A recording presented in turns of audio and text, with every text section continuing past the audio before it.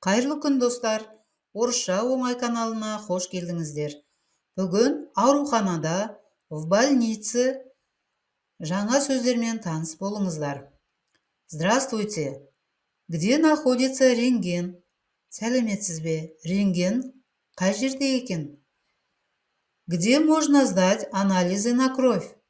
Қанға анализді қай жерде тапсыруға болады? Запишите меня на прием врача в 10 часов утра. Мені дәрігерге сағат 10-ға тіркеп қойыңызшы. Кто ваш врач? Сіздің дәрігеріңіз кім?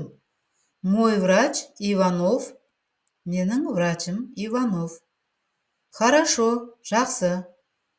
Вам назначено в 10 часов на прием у врача.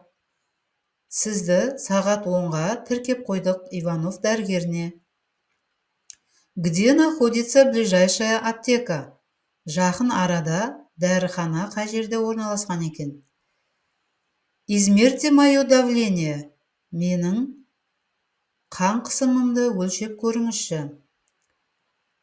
Можно прийти к врачу после обеда? Түстен кейін дәрігерге келуге бола ма?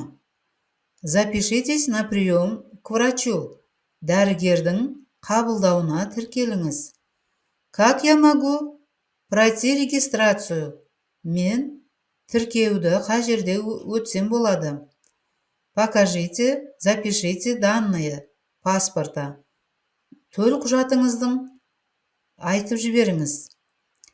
Завтра я запишусь на 12 часов. Ертең мен сағат 12-ге жазылайын. Спасибо. Рахмет.